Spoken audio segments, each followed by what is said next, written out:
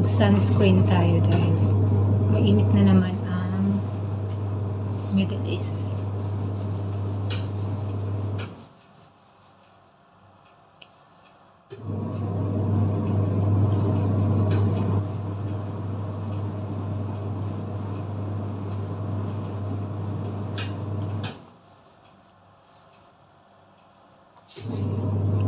Kasi ayun na tinubuan na ako ng mga pikas. Hindi to pikas, ano tawag nito? Ayan yung mga nandyan, ayan. Tawag nito, nakalimutan ko na. Pikas ba?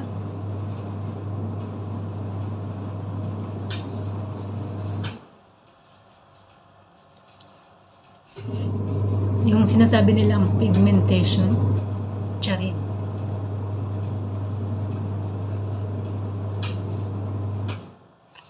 So maganda tong Reiko, natin. Maganda tong ano na to.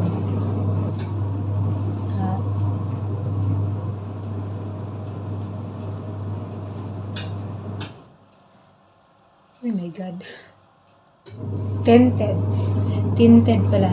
Tinted sunscreen. Ito yung bagay dito sa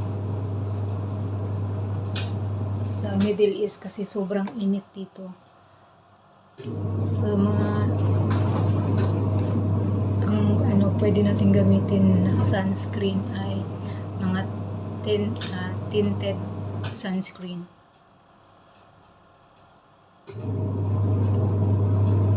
Pero effective siya kasi kung hindi ako nagamit ng sunscreen, mabilis ako tinubuan ng mga pikas. Kasi syempre lagi ako sa harap ng mainit. Nagluluto kasi ako kaya yung usok nasa tapat talaga sa mukha ko, papunta sa mukha ko. Plus yung pupunta ko pa sa labas na sobrang init. Kaya yan. Pero simula nung naglagay ako ng tinted sunscreen, pag nagluluto ako, pinupuno ko yung mukha ko ng sunscreen. Para kahit yung usok pumunta sa mukha ko, safe yung balat natin. Safe yung balat ko.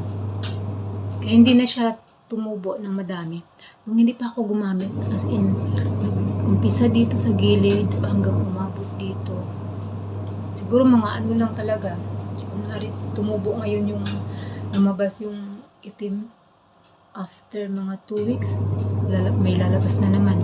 Then after 2 weeks naman, may lalabas naman hanggang dito. Ayan, dito talaga, dito ako inumpisahan tapos nagkaroon na rin ako dito. So hindi na siya mahalata kasi tinakpan ko. Nilagyan ko na ng sunscreen.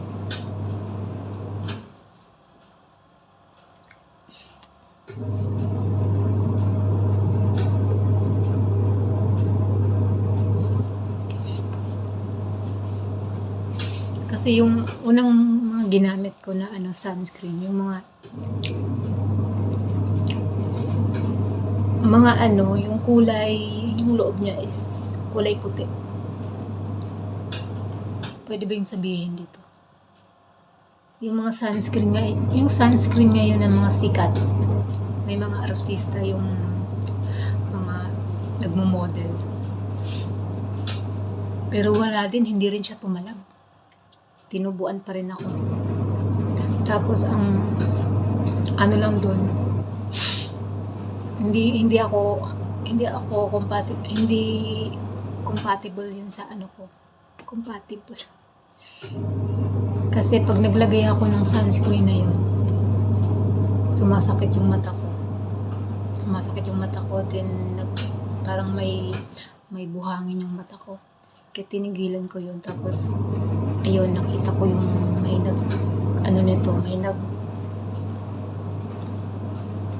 gumagawa ng review sa TikTok.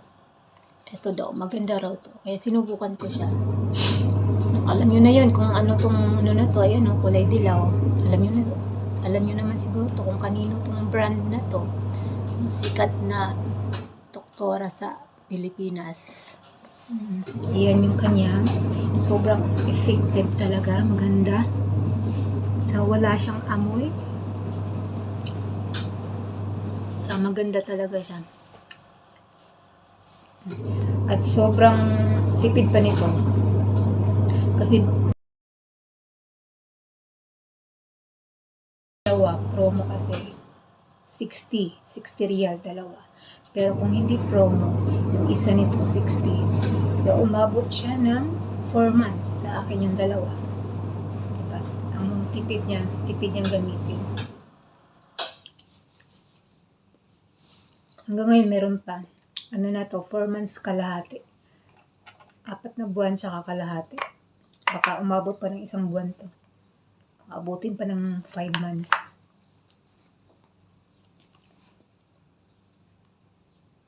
Oh, alam niyo na to kung kanino to. Ayan o, yung brand na to.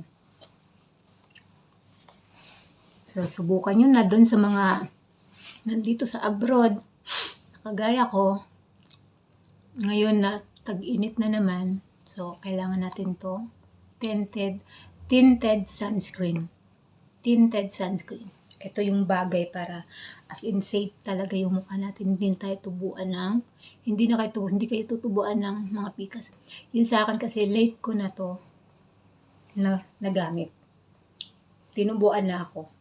Kasi nagsa-sunscreen din naman ako dati. Pero hindi siya hindi okay. Bukod sa maamoy, masakit sa mata, tsaka nag-oily pa yung mukha ko dun kaya tinigilan ko siya. Kaya salamat dun sa nagpapasalamat talaga ako dun sa nag-review nito sa TikTok. Kasi yan, na-discover ko tong sunscreen na to at super ganda talaga. Sobrang ganda niya.